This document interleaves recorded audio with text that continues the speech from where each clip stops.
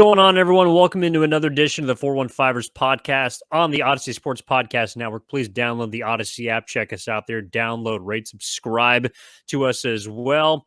And that is Marc Grandi. I am Evan Giddings. We got your second episode of the week, 2 every week in the off season, right here on the 415ers podcast. We're going to be getting into some of the takeaways that we have seen as well as heard from camp down in Santa Clara. Going to be talking about some interesting quotes from Kyle Shanahan, George Kittle, as well as the biggest one probably from Deebo Samuel, Marc, and of course a look at Nick Bosa and what might be coming his way.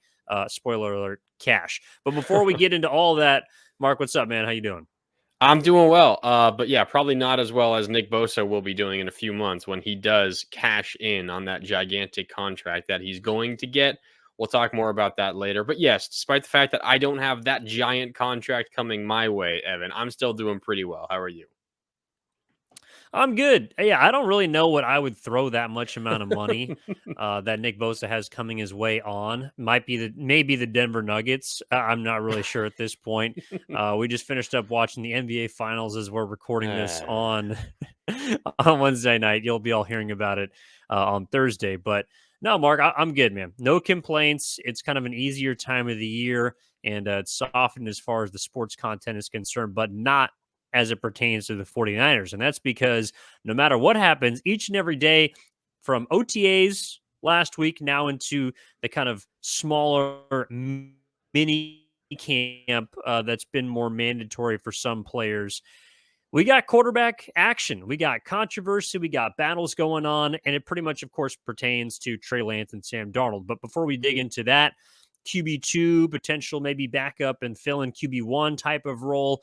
Kyle Shanahan was asked about the hopeful quarterback one, and that was Brock Purdy, and he had an update on him, Marc. At least sounds I know we want updates. I totally get it, but there are none. So I can make something up, but there are none.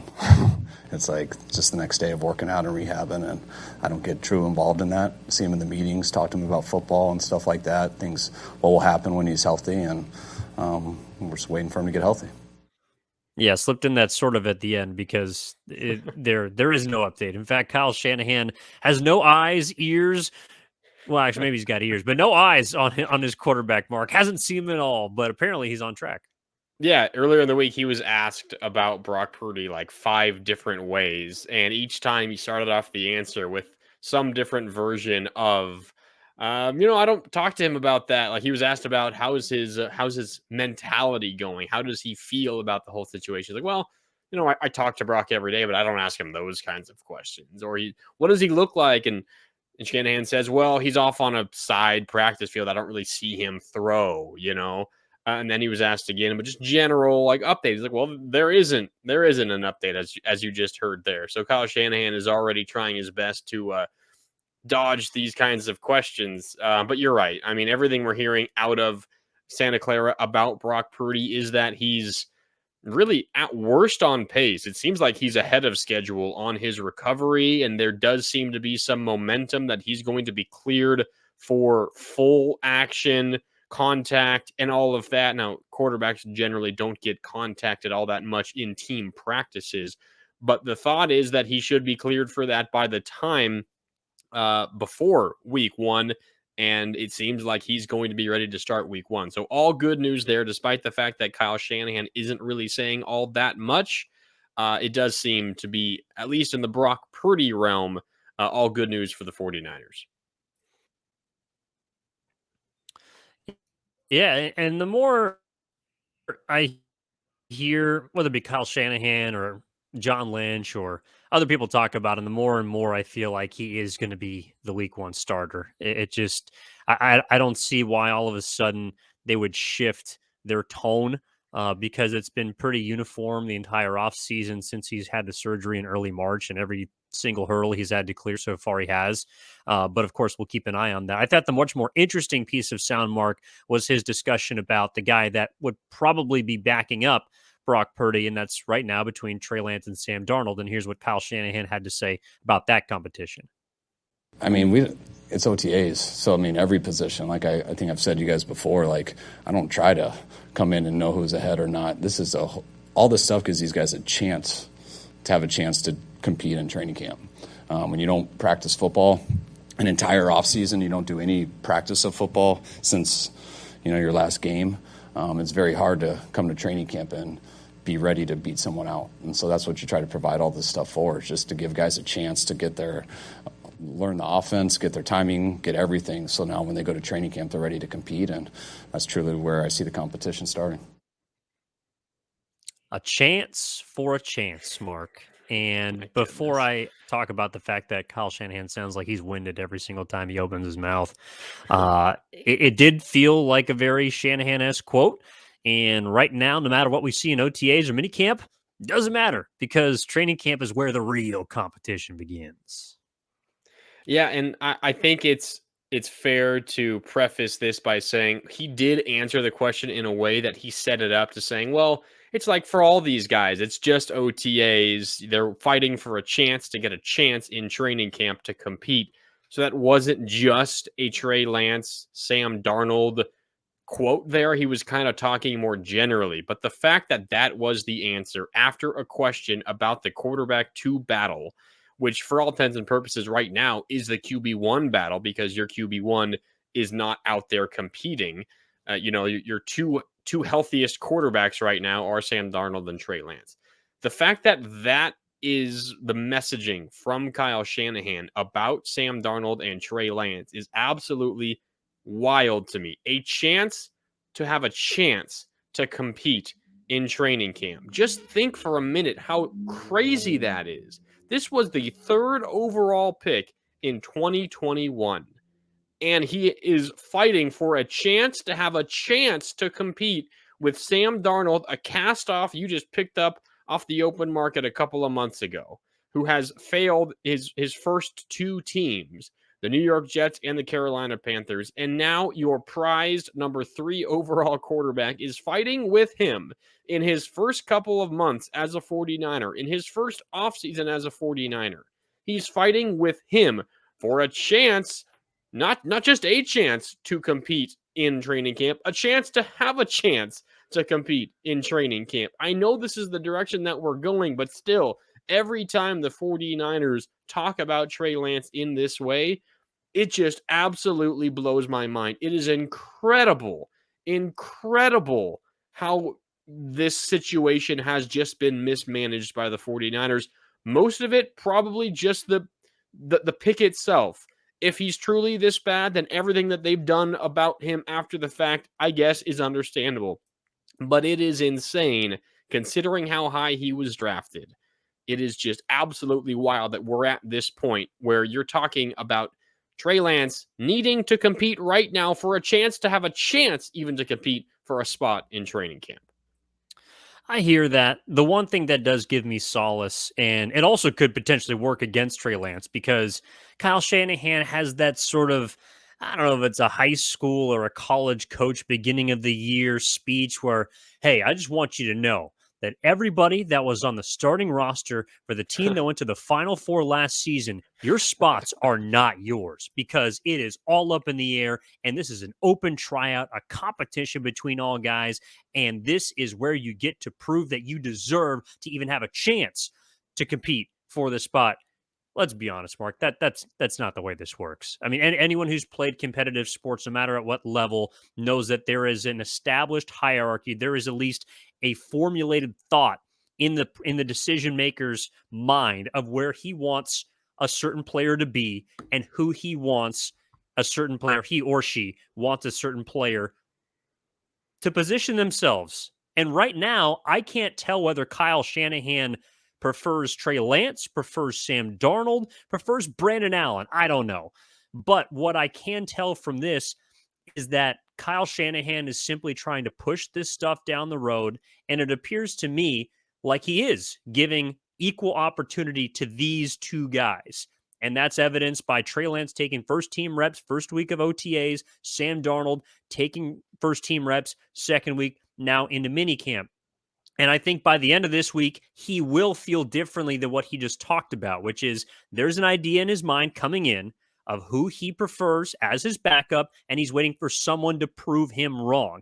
I believe he is waiting for Trey Lance to prove him wrong, and he is hoping that Trey Lance can leaps and bounds beat out Sam Darnold, who he brought in on a 1-year, basically prove it, $4.5 million deal. And Trey Lance is in a position to, if he really has made all the strides that everyone has talked about in the offseason, that George Kittle has referenced during OTAs, then I believe he is in that spot to hurdle Sam Darnold. And I do think that Kyle Shanahan wants him to. The question now is, can he stack those type of quality practices, quality days heading into training camp where he'll officially, it sounds like, have an opportunity to get that second quarterback spot? Yeah, you might be right. I mean, and again, what he says outwardly to the media probably is nowhere near what he says in the Niners locker room behind closed doors. If you are a Trey Lance fan and you're itching for some compliment, you referenced what George Kittle said about Trey Lance. Let's take a listen to this. This was by far, from everything I've heard the 49ers say recently, by far the most complimentary anyone has been of Trey Lance in quite a while. This is George Kittle from earlier this week down in Santa Clara at minicamp. I'm not going to lie to you guys. I think Trey looks significantly better than he did last year. I really do. I think his confidence is there. I think that he's throwing really good passes. I know you guys take videos sometimes. He overthrows people once in a while. Hey, it is what it is. He's still learning and stuff. But, I mean, just watching him, he just looks so much more comfortable and confident in the pocket, and I really appreciate that from him, from all the work that he's put into it. I think all of our quarterbacks, I know I saw one of you guys say a stat that Brandon Allen didn't have an incompletion yet. That's pretty cool for him, too. But I think all of our quarterbacks are playing well. But like I said, I think he just looks comfortable back there, and he doesn't look like he just looks like he's having fun. And I really appreciate that from him, because when he's out there having a good time, it definitely brings up everyone around him. So Bosa says Lance looks significantly better this year than he did last year, which begs the question, why the hell was he the team starter last year? If he looks significantly better this year, he's not going to be the starter. But last year, he was the team starter.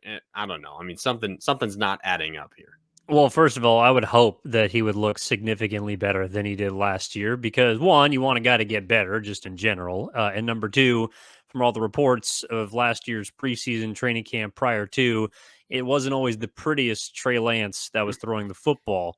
And George Kittle even kind of talked about that a little bit when he's saying he's overthrowing guys sometimes. But to your question about why he was the starter, I think it's probably the same reason he was drafted up to be chosen. Situation, context. Jimmy Garoppolo was not ready to start the season. You didn't know what you had in Brock Purdy, but you knew that he was good enough to beat out Nate Sudfeld. Hell, maybe even Kyle Shanahan felt like he could have beat out Trey Lance, but you're not going to, of course, start a rookie 7th-round pick week 1. So by process of elimination, it was probably Trey. Yeah, probably. It's kind of mind-blowing to hear, and I think George Kittle's probably telling the truth here for the most part. Maybe the significant, who knows how to even qualify that or to quantify that, but throw a spiral. Yeah, probably. But I mean, it does seem safe to assume that Trey Lance is better, at least he's looking better at this stage now than he was at this stage last year. Part of that last year is because of that finger injury that he was dealing with, and it really derailed his entire offseason, and he was just trying to figure out how to even grip the ball and throw a spiral correctly again, instead of focusing on all the other things like his throwing motion, his footwork, and all of that needed to be addressed. So it just follows, it tracks logically that Trey Lance should be better now. George Kittle also brought up something else kind of interesting. He mentioned the 49ers other quarterback, the former Cincinnati Bengals backup, Joe Burrow's backup, Brandon Allen, right? Allen, yeah. Yeah, who at that point when George Kittle spoke hadn't thrown an incompletion in minicamp yet. Breaking news on Wednesday, the night we're recording this, he had a very bad day at minicamp. Did not look very good. More incompletions than completions in the 11-on-11 team drills for Brandon Allen. But it kind of been making some waves. The Brandon Allen hype, Evan, throughout 49er media, throughout the fans, throughout, Niners Twitter. And it got a lot of people wondering, well, Brandon Allen, might his great offseason be just the push the 49ers need to finally make a Trey Lance trade? And it is just absolutely insane that this is a conversation right now. Brandon Allen, Joe Burrow's backup last year. I get it. He probably a decent backup, but he's not going to push the 49ers to trade Trey Lance. That is an absolutely disgusting conversation to have. If Trey Lance is traded, it has nothing to do with Brandon Allen. I can promise you that. It has more to do with Brock Purdy and Sam Darnold than anyone else. And probably, I mean, of course, Trey Lance himself. But it is kind of wild that that's been a conversation around 49ers minicamp already. Well, and what you're referencing is the 49ers play-by-play man Greg Papa bringing up the possibility of trading Trey Lance because Brandon Allen looks so good. I don't really want to get into that because honestly, I don't think Brandon Allen will factor into any, or I hope he won't have to factor in any of the 49ers quarterback conversations Fingers crossed this season. So I don't want to give him more time than, at least for right now, than he deserves. And that's not a slight, that's just reality. But I will say the last thing I believe is significant about George Kittle's comments is I haven't kept receipts, Mark, but I do believe this is the first time that we have openly heard a teammate from the 49ers discuss Trey Lance's play as a significant positive. Emphasis on significant. Yeah. But we have heard George Kittle, along with other teammates, come out in defense of obviously Brock Purdy looked very good last year. We've heard them talked about Jimmy Garoppolo and his ascension and defending him and his play. And we haven't really heard that about Trey Lance. And I don't know if he's necessarily deserved it yet, but all the framing has been around Trey Lance and him catching up to the NFL's speed, or Trey Lance overcoming an injury, or Trey Lance, getting his sea legs under him. Nothing has been about his actual play so far. And so I thought that that was a great sign to hear George Kittle at least throw his guys some bones. And also, I mean, just the fact that last year it was reported by Mike Silver that there was some, kind of comments from the locker room about Trey Lance maybe not being the guy, and not guys talking behind his back, but natural quarterback speak of, hey, well, if our signal caller might not be ready for the job, then we might have to go different directions. I don't know, but I felt like it was at least a step in the right direction from the team, as opposed to just hearing about the coaches saying, yeah, well, Trey's looking pretty good coming off an offseason. I think you're right when you use the word significant, because there's certainly been, I think I can remember George Kittle last offseason being like, yeah, Trey looks good. He throws a real fast ball, like that sort of thing. But you're right when you consider, I don't know, this seems like the biggest, most positive compliment that he's gotten. And you bringing up what Mike Silver reported on last year, I think is 100% right. There was all the politics of the locker room. George Kittle and Kyle Juszczyk and a number of other 49ers, gigantic Jimmy Garoppolo fans, like best friends off of the football field, it seemed like, as well. And there was a little bit of that friction between the young, up-and-coming, presumptive starter, Trey Lance, and the veteran who had accomplished a lot with the franchise already in Jimmy Garoppolo. So not saying that George Kittle has now totally flipped and is thinking, well, Trey Lance should be starting over Brock Purdy, but at the very least, and maybe a part of this is because of the fact that it seems like Brock Purdy is the presumptive starter. So George Kittle doesn't have to worry about Trey Lance being the starter anymore, potentially. But it does seem like you're right. This is the first time we've heard a real concrete, for sure, positive compliment towards Trey Lance by a teammate about his play on the football field.